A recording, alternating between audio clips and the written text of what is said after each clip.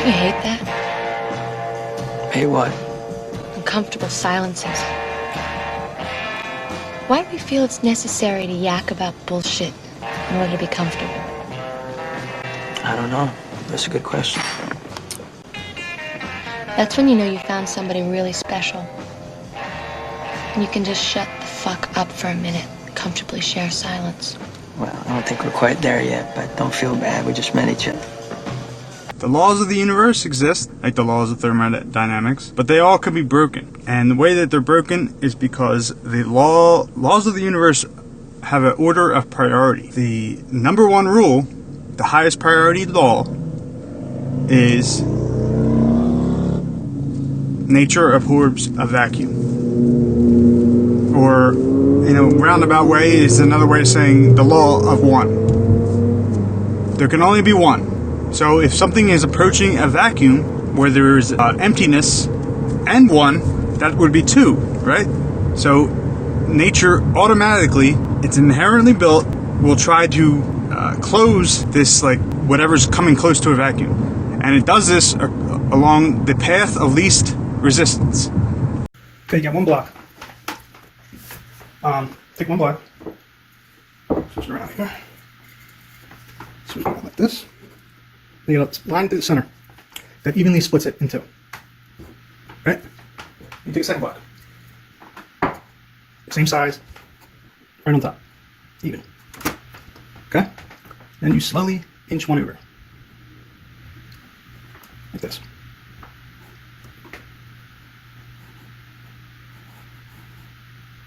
Notice when it tips.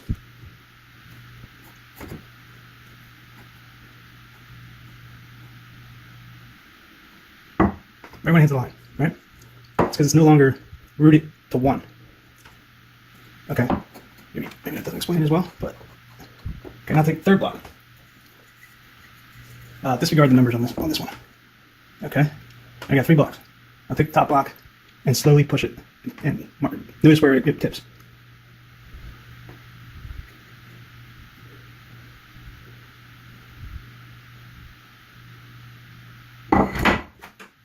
Right when it hits the center line, right?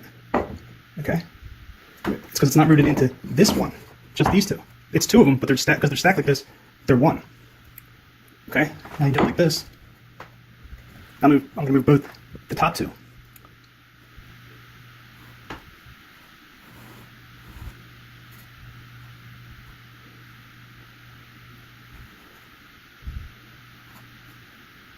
Okay. Right when it goes over the line, right? It's because this one is no longer connected to the one at the bottom. It's no longer rooted in one. Because now, once it's in the air like this, even though this is one unit, it's not rooted to one at the bottom, at the root. Okay, this is where it gets a little bit more interesting. What if you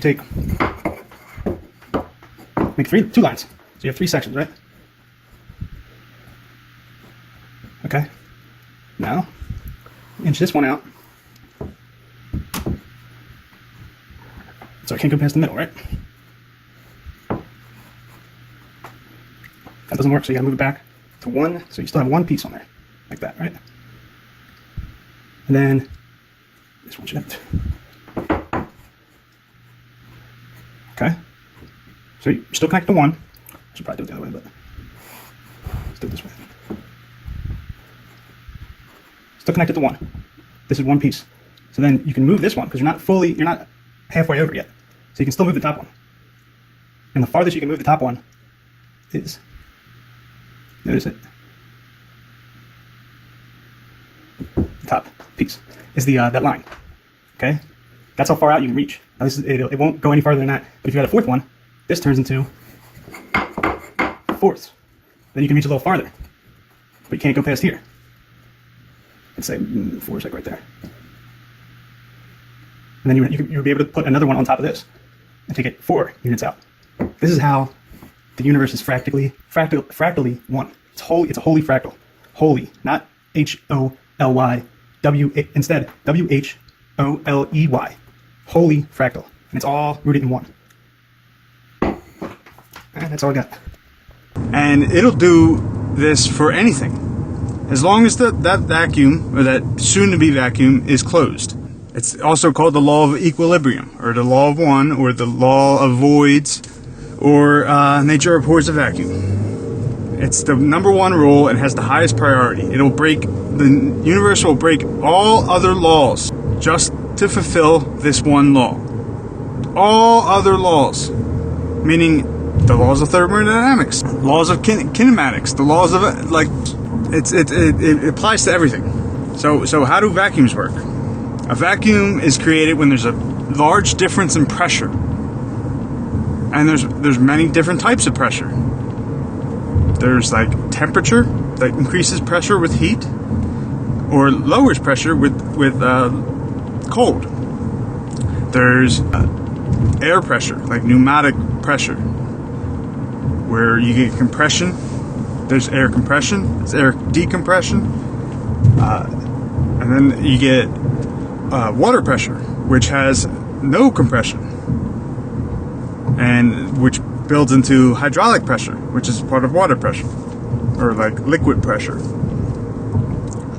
where you can lift, you can use that pressure where it can lift things that are much larger than the amount of water you're using, way larger, as long as the containing material can hold that pressure, which is where you get all construction vehicles with hydraulics.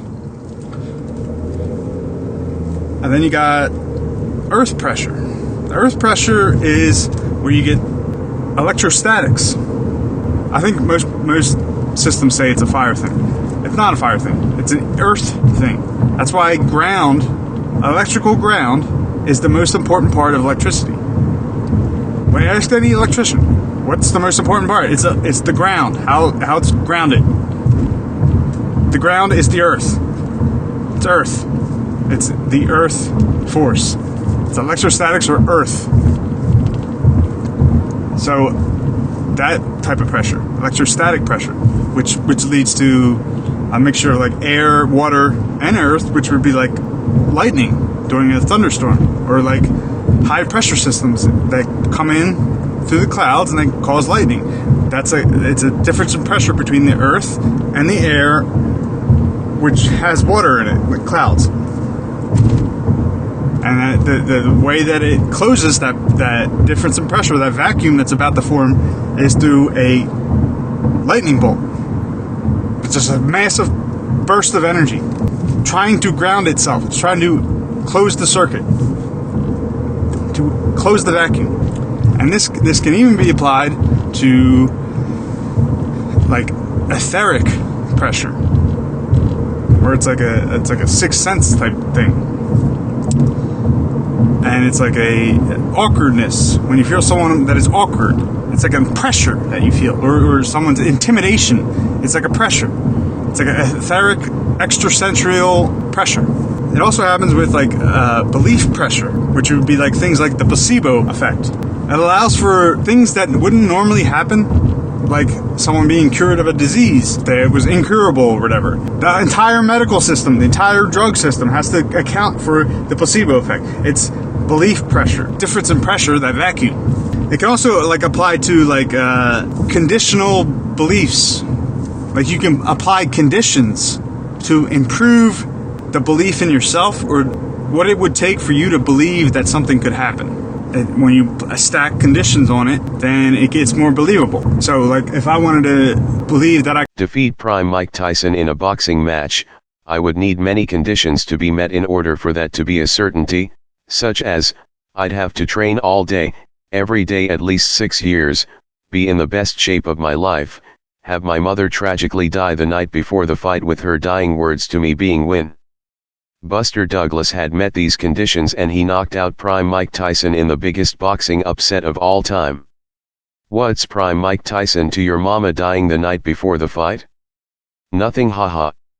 We have to 100% believe that if we meet some conditions, something will happen. Like, and you can use this to break the laws of the universe. Like, for example, it's like Nen in Hunter x Hunter, actually. If I wanted to teleport to this tree, I would need to do a bunch of conditions. I don't know, maybe like 20 conditions. One of them, they could be anything. Like I can only do it on a full moon in December, a certain year. I would have to touch the tree every single year. I would have to do all kinds of stuff. like 10 different conditions for me to 100% believe I can teleport to this tree. And the conditions, it would help if the conditions actually have something to do with teleportation. Like, location's not an object, it's a property of an object. So if I figure out where that property is located within my like etheric mind force, spirit force field, whatever, that I would be able to manipulate that to teleport. There's people in China, there's dudes in China that can supposedly teleport. I think this is how they do it. It's all conditional belief. And if you 100% believe something, so if your beliefs are better, like your belief is love, like Jesus, then it's much easier to believe that you can do stuff. Because really, believing that if you meet conditions, something will happen is really a test of your resolve. And it's a belief in yourself. And if you're believing in yourself, you're believing in the universe, because we're all one. And yeah, so it has to happen. And the way this works, it works in every single force in the universe is caused by a vacuum in space that has to travel to the path of least resistance. So, see all the leaves? They agree. The way you create a vacuum is through pressure differences, right? So if a thunderstorm, you got a high pressure, low pressure, causes a vacuum. The vacuum collapses immediately with a lightning bolt, and the way the lightning bolt travels down the sky is through tendrils that go towards the path of least resistance. The same thing with these conditions. If you set these conditions and you 100% believe if you meet the conditions, you'll teleport to this tree, and you then meet those conditions, you'll fucking teleport to the tree. Like, you're creating like a belief pressure, and the path of least resistance is that you actually just teleport to the tree. That's what I mean by conditions. And I think you can get to that extreme, but it's very hard to do. Once you, because it's odd that once you realize this, then it becomes that much harder to actually believe it. You know what I mean? Anyway, the reason why I'm talking about this is because almost all accounts of people experiencing like supernatural things in like haunted houses, or like in the middle of the woods, or like in the forest at night, or whatever, is they hear complete silence. Everything shuts up. All the birds, all the insects. It's just complete silence. 2 ways. Holy crap, dude! This kill going on forever. Listen to how quiet it is! It just got really quiet really fast.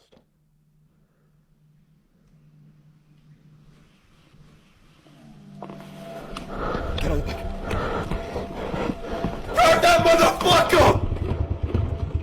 Oh my god, you gotta go. No, you gotta go. No, okay, you gotta run. You forgot how to ride a bike. You forgot how to ride a bike! Mother of Christmas Eve, you need to run. When magic occurs, there's a vacuum about to occur. And then the path of least resistance is the magic spell that it closes on. And the reason I even realized this was a book I was reading, where there's witches in the book, and the way that they harness energy is like, it doesn't matter if it's like bad or wrong, or like evil energy, like guilt or like fear, or like, it's just the intent of what they're doing with the energy, and what they want the energy to do afterwards, like what they're funneling the energy into. So you could take fear energy and funnel it into happiness, or funnel it into productivity, or something like that, like into or a good fortune, or something like that. And that silence that you feel when there's the fear, when there's the guilt, when it like at its peak, there's silence. Just like the creatures in the woods, or the supernatural haunted houses. That silence. The silence is like the space between, like normal equilibrium and something's about to happen. And I think that's what people experience when they feel like, oh, everything was so silent. There was the trees stopped, the wind stopped blowing, the insects went dead, the birds stopped chirping, and everything was just silent. And I started getting the pricklies on the back of my neck, or whatever. It was like an event, or like a being that was about to do something supernatural, like something magical. That's what magic is, basically. It's this closing of this vacuum along the path of least resistance. That's the point of what I'm trying to say. So if you can harness this, it's how magic could be real. It's how Nen could be real. It's how all this stuff could be real. Harnessing the path least resistance of a vacuum, a difference in pressure, a large difference in pressure. But that's like this silence magic. And I've heard it said that God of the universe is silence. Do you believe in God? Yes. Do you believe that God exists? No. That's a contradiction. No, it's not. Yes, it is. No. Okay. Explain to me how believing in God, but not believing that God exists, is not a contradiction. Well, let me ask you, sir. Do you believe in silence? You want me to shut up? No, it's a question. What kind of a question is that? It's a yes or no kind of question. Well, I just don't think that a simple binary yes or no is enough to describe the philosophical belief of the concept of silence. It's funny how it works like that, huh? I mean, for one thing, silence isn't a thing. I mean, it's quite literally the lack of a thing. I mean, silence is the space itself between things, the soundless sound before all sounds, and the soundless sound after all sounds. Alpha and Omega. Yeah. And yet, although silence is an absence of experience, we can experience the absence itself. And yet, even more paradoxically, although nowhere in the universe you will find true silence to exist, silence is yet the most universal sound. Silence cannot be touched or seen, yet it exists within everything. And even when it's not there, you still know it's there, hiding underneath all the sounds. And the weirdest part is that it's almost like all sounds are just variations of the silence. Silence holds all of the sounds within it. It is almost as if silence is the witness of all sounds. Silence is like the envelope which holds all the information together. It's so simple, so peaceful, yet it creates the space for all things to exist within. Silence is the source of sound, but yet it's not a sound itself. Oh, I get it. From the top. It's everywhere, at once, always. Silence, and the reason why I kind of like that is the scene in Pulp Fiction